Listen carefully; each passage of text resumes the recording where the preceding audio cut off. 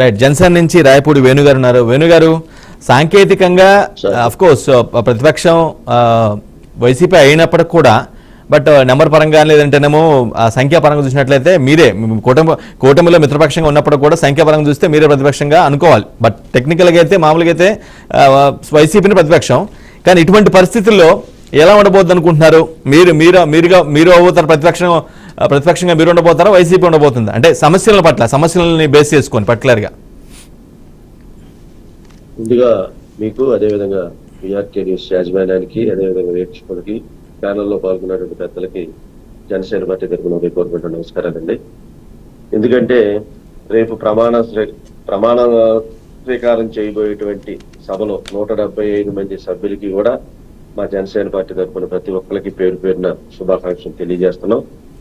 ఇకపోతే ఏదైతే మనకు భారత రాజ్యాంగం కల్పించిందో ఒక ప్రజావేదిక, మన యొక్క ప్రజల యొక్క సమస్యల్ని అటు ప్రతిపక్ష పాత్ర గాని ఇటు అధికార పార్టీ గాని వాళ్ళ యొక్క గళాన్ని అదేవిధంగా మా ప్రజలకు కావాల్సినటువంటి అవసరాలని తీర్చేటువంటి వేదిక శాసనసభ.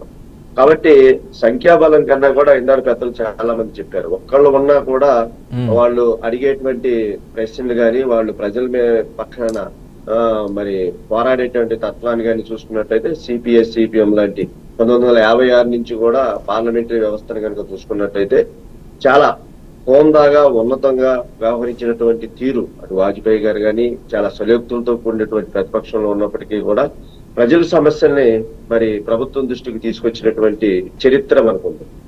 కాబట్టి ఇప్పుడు నేను చెప్పదలసింది ఏంటంటే, ఏదైతే మేము ఫస్ట్ నుంచి చెబుతున్నాం ఒక ప్రజాస్వామ్య పరిరక్షణ కోసం, ప్రజలు పడుతున్నటువంటి ఇబ్బందుల కోసం, ఏదైతే ఈ దుర్మార్గమైనటువంటి ప్రభుత్వాన్ని పక్కకు పంపించడానికి కంకణం కట్టుకున్నటువంటి కూటమి నాయకులు, దానిలో ప్రధానంగా మా అధ్యక్షుడు పవన్ కళ్యాణ్ గారు కానీ అదేవిధంగా చంద్రబాబు నాయుడు గారు కానీ అదేవిధంగా భారతీయ జనతా పార్టీ మోడీ గారు కానీ యొక్క నాయకత్వంలో ఇవాళ ఈ అధికారంలోకి అంటే ఇంత విజయాన్ని సాధించడానికి గల కారణం ఏంటంటే మా అధ్యక్షుడు పవన్ కళ్యాణ్ గారు చాలా మొదటగానే చెప్పడం జరిగింది. ఆయన legislative party assembly Janasena party అధ్యక్షులుగా అయినప్పుడే ఆయన చాలా ముఖ్యమైనటువంటి విషయాల్ని చెప్పడం జరిగింది. ఇది మనకు బాధ్యతతో కూడినటువంటి పదవి. కాబట్టి మనం ఎక్కడ ఎగ్జాక్ట్లీ నిజమే ఈ పాయింట్ వేణుగారు. నిజంగా ఈ పాయింట్ చాలా మంది ప్రెస్ చేస్తున్నారు. ఎందుకంటే చాలా ఎన్నికలకు ముందు ప్రచారంలో కానీ లేదంటే ఐదేళ్ళు విపక్షంలో ఉన్నటువంటి పవన్ కళ్యాణ్ చాలా తీవ్రంగా వైసీపీ ప్రభుత్వాన్ని విమర్శించింది కానీ జగన్ విమర్శించడం కానీ చాలా పెద్ద ఎత్తున చేశారు. బట్ వన్స్ ఎన్నికైన తర్వాత 21 మంది గెలిచిన తర్వాత శాసనసభ పక్ష నేతగా ఎన్నికైన తర్వాత ఆయన మాట్లాడిన మాటలు కంప్లీట్ గా డిఫరెంట్ గా ఉన్నాయి. అసలు కక్ష రాజకీయాలు అంటూ ఉండే దరిచారవు దూరంగా ఉంటాయని చాలా ట్రాన్స్పరెంట్ గా మాట్లాడారు. నిజంగా ఈ వేరియేషన్ అలానే కొనసాగుతుందా ఖచ్చితంగా ముందు కూడా? తప్పకుండా అది ఎందుకంటే గత 5 సంవత్సరాలలో ఉన్నటువంటి ప్రజల యొక్క సమస్యలు, ప్రజలు పడుతున్నటువంటి ఇబ్బందులన్నీ కూడా ఈ నాయకులు చాలా క్షేత్రస్థాయిలో పరిశీలించడం జరిగింది. బూత్ రాజకీయాలని తర్వాత మంత్రులు మాట్లాడినటువంటి బూతుల్ని కూడా వినటం జరిగింది. కాబట్టి మనం ఏదైతే ఒక కంకణం కట్టుకున్నామో ప్రజాస్వామ్యాన్ని పరిరక్షించడానికి మన అందరం కూడా నడుం బిగించి ముందుకు వచ్చాం. కాబట్టి ఏ ఒక్క అంటే వైసీపీ పార్టీ మీద మాకు వ్యక్తిగతమైనటువంటి విభేదం ఏమీ లేదు, కానీ మాకు సిద్ధాంతపరమైనటువంటి విభేదాలు తప్ప మాకు వ్యక్తులతో గాని పార్టీతో గాని మాకు అలాంటిది కాదు. ప్రజల పక్షాన మేము పోరాడటానికి సిద్ధంగా ఉన్నటువంటి ఎన్నికైనటువంటి వ్యక్తులు కాబట్టి మేము చాలా బాధ్యతతో వ్యవహరిస్తామనేటువంటి మాట అటు చంద్రబాబు నాయుడు గారు చెప్పారు, అదేవిధంగా పవన్ కళ్యాణ్ గారు కూడా చెప్పారు. ఎందుకంటే చాలా స్పష్టంగా మనకు తెలిసిందటువంటి అంతకుముందు మీరు పెట్టిన డిబేట్లో 2-3 సార్లు చెప్పుకున్నాం ఏంటి, రాజకీయ నాయకులకి ఎవరైతే ఎన్నికై ఉన్నారో వాళ్ళందరికీ కూడా శిక్షణా తరగతుల ద్వారా పార్లమెంటరీ భాషను ఏ రకంగా కూడా మాట్లాడాలనేటువంటి విషయంలో కూడా శిక్షణా తరగతులు కూడా నిర్వహించి మనం ముందుకు వెళ్దాం. ప్రజల యొక్క సమస్యల పట్ల మనం ఎక్కువ స్పందిద్దాం. ఎక్కువగా ఎదుట మనిషిని కక్షపూరితమైనటువంటి వాతావరణంలో కాకోకుండా ఒక శాంతియుతమైనటువంటి వాతావరణంలో మన ముందు అనేక రకాలైనటువంటి సవాళ్లు ఉన్నాయి, అనేక రకాలైనటువంటి సమస్యలు ఉన్నాయి, అనేక రకాలైనటువంటి బాధలు ఉన్నాయి. మనం అమరావతిని నిర్మించుకోవాల్సినటువంటి పరిస్థితి ఉంది, పోలవరాన్ని కట్టుకోవాల్సినటువంటి పరిస్థితి ఉంది, మరి అప్పుల ఊబిలో ఉన్నటువంటి యొక్క ఆంధ్ర రాష్ట్రాన్ని మనం కాపాడుకోవాల్సినటువంటి పరిస్థితి. కానీ వేణుగారు పెద్ద మనసుతో లేదంటే బ్రాడ్ మైండ్ తో అలా అంటాం వేరు, మేము స్వాగతిస్తాం, అందరికి విలువిస్తాం, ఒకరున్నా కూడా మాట్లాడేస్తాం, అలా మాటలు చెప్పడం వేరు, ఇంప్లిమెంటేషన్ వేరు. అవునా? ఎందుకంటే సందర్భం మారుతూ ఉంటుంది, పరిణామాలు కాలానుగుణంగా పరిణామాలు మారుతూ ఉంటాయి, ఆ క్షణాల్లో ఆ టైంని బట్టి కూడా మారుతూ ఉంటాయి. అవునా? ఇప్పుడు చెబుతున్నా సార్, దానికి కన్క్లూజన్ ఇవ్వడానికి దాదాపు 5 సంవత్సరాల్లో భారతదేశంలో ఖజానా, ఆంధ్రప్రదేశ్ లో ఖజానా అయిపోయింది. వాళ్ళ చంద్రబాబు నాయుడు గంట క్రితమే ఆయన ప్రెస్ మీట్ లో చెప్పడం జరిగింది. ఏం లేదు, ఎక్కడ ఏమి ఉందో కూడా తెలియనటువంటి పరిస్థితి, ఎక్కడి నుంచి అప్పులు తెచ్చారో కూడా తెలియనటువంటి పరిస్థితి, దేన్ని తాకట్లు పెట్టారో కూడా తెలియనటువంటి పరిస్థితి. కాబట్టి మేమైతే పారిపోము, మేమైతే భయపడము. కానీ మన ముందు ఉన్నటువంటి సవాళ్ళను ఎదుర్కోవడానికి కావాల్సినటువంటి ప్రణాళికల్ని మేము సిద్ధం చేసుకుంటున్నాం.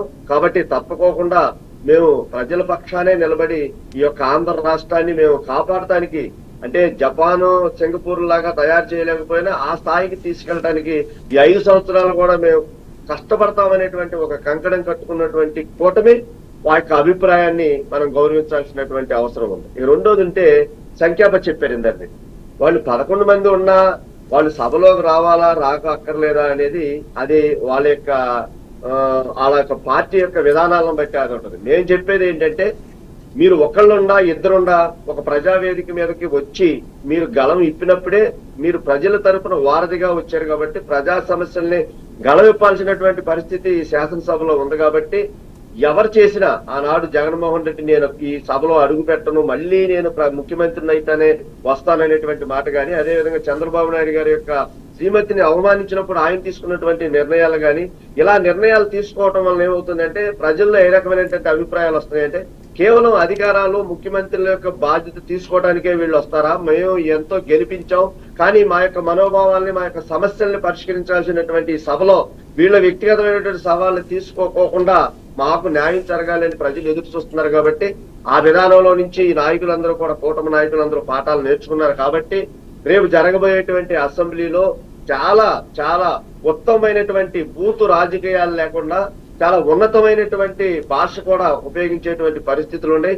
ఏదైతే అయ్యన్న పాత్ర గారు స్పీకర్ గారు అయినంత మాత్రాన ఆయన ఏదో బయట మాట్లాడేటువంటి మాటలు కూడా అక్కడ వ్యవహరిస్తారనేటువంటి మాట కూడా అబద్ధం. ఎందుకంటే ఇవాళ ప్రజావేదికలో చాలా చక్కగా మనం కొన్ని కోట్ల మంది దీన్ని పరిశీలించేటువంటి వేదిక కాబట్టి అందరి యొక్క మాటల్ని వింటారు. కాబట్టి బయట మీడియాలోనో లేకపోతే సోషల్ మీడియాలోనో లేకపోతే మరి పత్రికాముఖంగానో బయట ప్రజల తరపున మేము పోరాటం చేస్తామనేటువంటి గలం కన్నా మీకు ఇచ్చినటువంటి విలువైనటువంటి టైం ఏదైతే శాసనసభ ఉందో దాంట్లో మీ గళాన్ని మీరు వినిపించి మీరు నిజంగా ప్రజల తరపున పోరాటం చేసి కష్టపడితే మాత్రం ఇక్కడ ఎలాంటి భేదాభిప్రాయాలు ఎవరికి లేదు. ఇది అధికార పార్టీలో 164 మంది ఉన్నప్పటికీ కూడా 11 మందిని కూడా గౌరవించి ఇందాక అన్న చెప్పినట్టు వాళ్ళు లేవనెత్తినటువంటి ప్రజా సమస్య మీద ఇంకా ఎక్కువగా క్షుణ్ణంగా లోతుగా పరిశీలించి ప్రజల పక్షాన న్యాయం చేయడానికే కూటమి మరి ముందడుగులో ఉంటది అనేటువంటి విషయాన్ని తెలియజేస్తూ, మరి 11 మంది ఉన్నాం మమ్మల్ని ఏంటి అనేటువంటి విషయాన్ని వాళ్ళ యొక్క విజ్ఞతకే వదిలేయాల్సిన అవసరం ఉంది. కాబట్టి రేపు ఇందాక మా కోటేశ్వరరావు గారు పెద్దలు చెప్పినట్టు రేపు ఏం జరిగిందో అనేది మళ్ళీ అంత జీవితమే టెన్షన్ తో కూడుకుంది అయిపోయింది. రేపు 9 గంటల కాడి నుంచి మనకి బ్రేకింగ్ న్యూస్ వీళ్ళు హాజరవుతారా అని చెప్పి